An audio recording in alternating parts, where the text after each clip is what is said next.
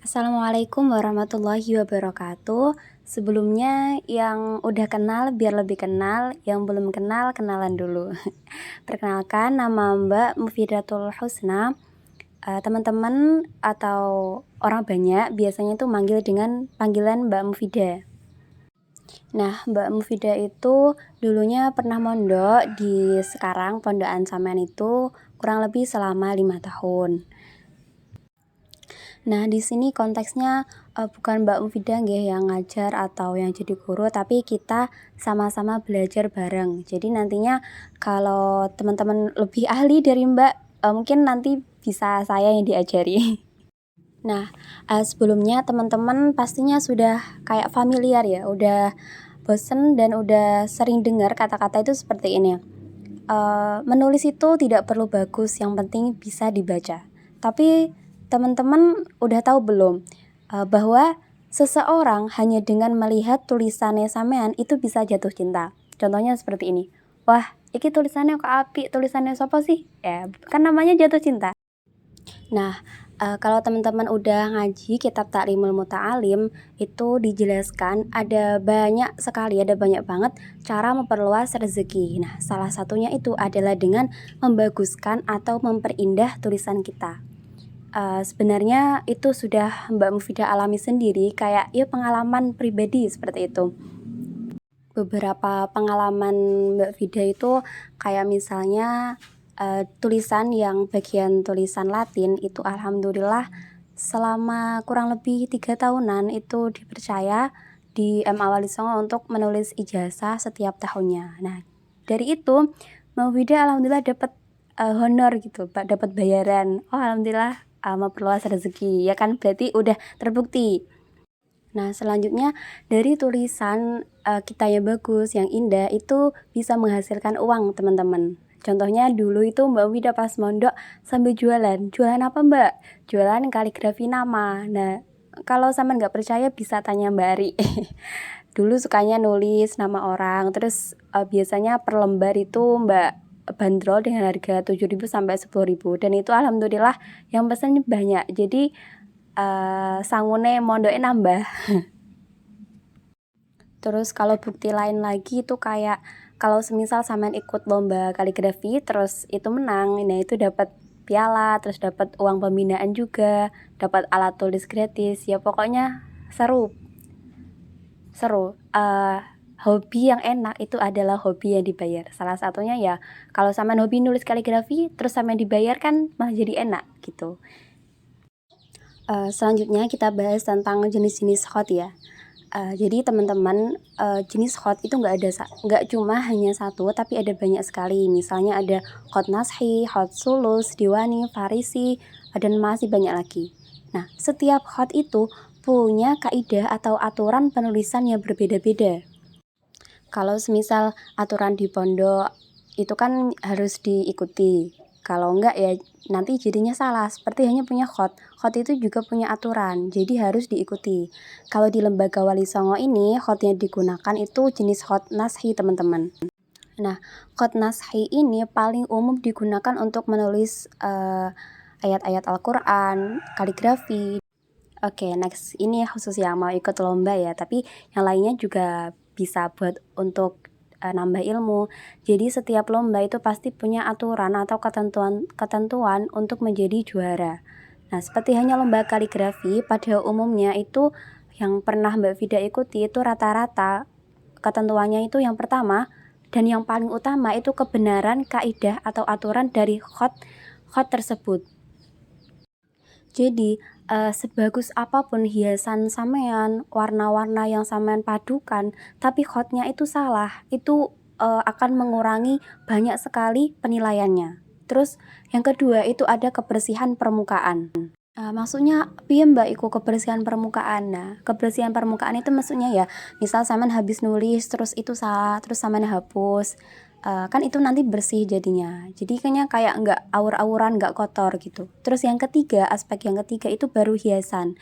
Jadi hiasan itu kayak pendukung. Ya bukannya nggak penting, tapi hiasan juga penting. Tapi yang diutamakan itu lebih ke kaidah atau kebenaran dari khot yang sampean tulis itu. Selanjutnya perlu diketahui ada banyak sekali alat tulis yang bisa digunakan untuk menulis khot. Nah, yang pertama ada pakai spidol, tapi spidolnya diruncingkan sebelah nggih. Bisa lihat. Terus yang kedua, bisa pakai pensil 2. Yang ketiga, pakai apa ya namanya? Lupa. Kayak buat kuas gitu, tapi nggak kuas. Dan masih banyak lagi. Nah, kalau teman-teman milih pakai spidol, itu nanti hasilnya tulisannya kecil.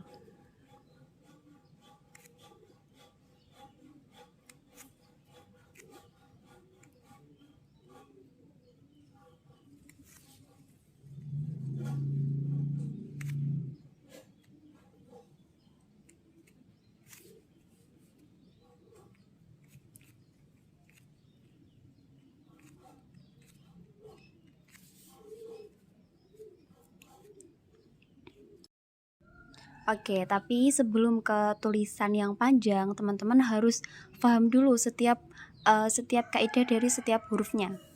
Seperti huruf alif. Huruf alif itu harus kencang deng, gak entuk bengkok. Bengkok dikon baleni maneh. Terus huruf ba. Huruf ba. Oke. Nah, huruf ba ini setidaknya harus lebih panjang dari yang depan sini daripada yang belakang. Tapi kalau sama juga nggak apa-apa. Yang penting tidak boleh gimana ya, bagian yang belakang ini lebih panjang daripada bagian yang depan. Terus kita next ke huruf ha, jim, kho ya. Jim, ha, kho. Oke. Huruf kita bikin garis lurus tapi agak bengkok di depannya, terus kita masukkan sampai ke tengah. Nah, kita blengkruk mengguri. Nah, iki setidaknya harus sama di antara sini. Nah, sini yang di bagian sini lebih nggak apa-apa. Gak boleh semisal sama nulis huruf H itu seperti ini, danga mendur, eneng sing nyingkup gini. Itu nggak boleh ya. Cuma terus kita next ke huruf dal. Huruf dal itu 1/4-nya lingkaran. Nah, cara buatnya seperti ini. Bengkok, terus yang di bawahnya itu kencang. Seperti ini ya. Oke. Terus lanjut ke huruf sin, shin.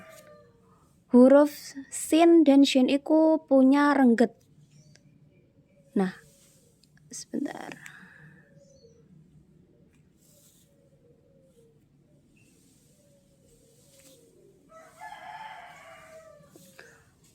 Rengget yang pertama ini harus lebih panjang daripada rengget yang kedua. Nah, rengget yang kedua itu harus lebih panjang daripada rengget yang ketiga. Jadi miring seperti itu. Terus oke, cukup seperti itu aja. Terus next ke huruf short.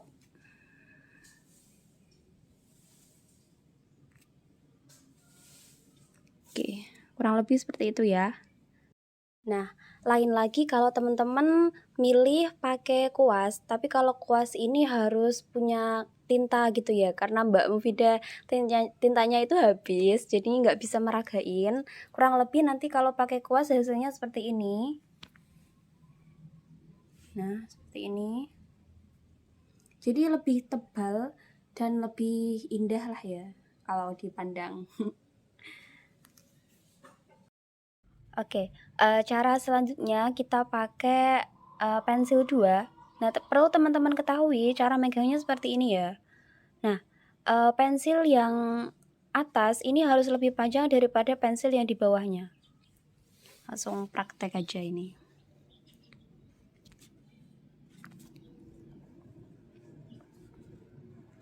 Kita mulai dari huruf alif.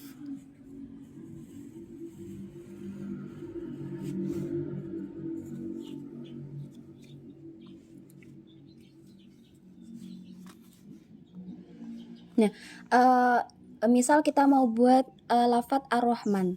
Nah, teman-teman next ke huruf selanjutnya itu nggak boleh lebih panjang dari huruf alifnya. Misal segini ya, ini panjangnya alif. Tapi terus sampean buatnya lamnya itu di atasnya alif. Nah, itu nggak boleh ya.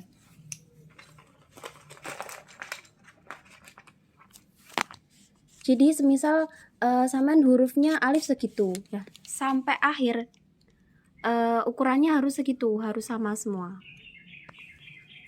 Sebentar. Oke. Next.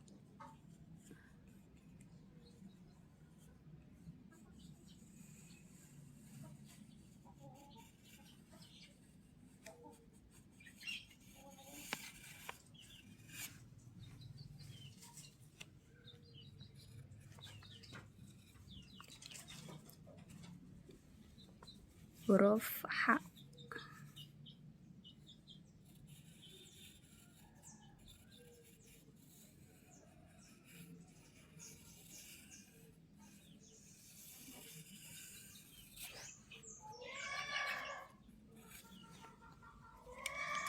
Nah, tinggal nanti teman-teman nggak perlu kayak mewarna semuanya, cukup yang di bagian tepinya saja ditebalin.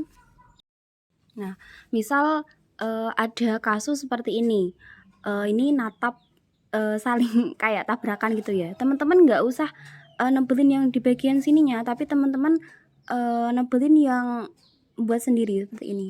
Nah, ininya nanti habis karena di warna spidolnya. Nah, rok pun sama, ini nanti kayak gini. Oke.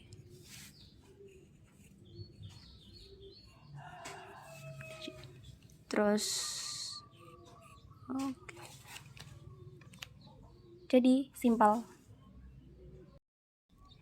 Next ke tutorial cara membuat huruf ro biar runcing seperti ini. Mungkin ada teman-teman yang sudah tahu seperti ini.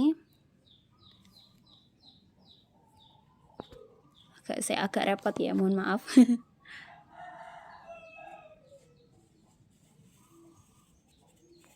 Oke, teman-teman lihat. Nah, tadi kan dikembalikan dari sini. Jadi nanti di bagian ininya yang ini, nah itu dihapus. Oke. Jadi, cantik kan? Ini ada beberapa contoh hot kaligrafi yang pernah Mbak Vida buat beberapa waktu yang lalu. Ini yang pakai spidol ya, teman-teman. Kalau yang ini tuh pakai pensil 2. Ini biasanya umum dibuat untuk lomba atau yang biasanya dipajang di dinding-dinding rumah. Nah, itu pakai ini. Nah, tadi kan setelah tulisan tadi diwarna, nah hasilnya seperti ini. Kalau yang ini Mbak Vida pakai warna degradasi, kombinasi 3 warna, ada hijau tua, hijau muda, dan kuning. Jadi kalau pakai warna degradasi itu kayak kelihatannya tulisannya hidup gitu. Kalau untuk hiasannya Mbak Vida itu selalu simple ya, nggak pernah kayak mengkombinasikan banyak warna. Tapi kalau teman-teman bisa kayak lebih kreatif, jadi teman-teman malah lebih bagus. Tapi yang paling penting itu dan yang utama adalah kebenaran dari hot atau tulisan yang sampean buat. Semoga yang sedikit ini bisa bermanfaat. Wassalamualaikum warahmatullahi wabarakatuh.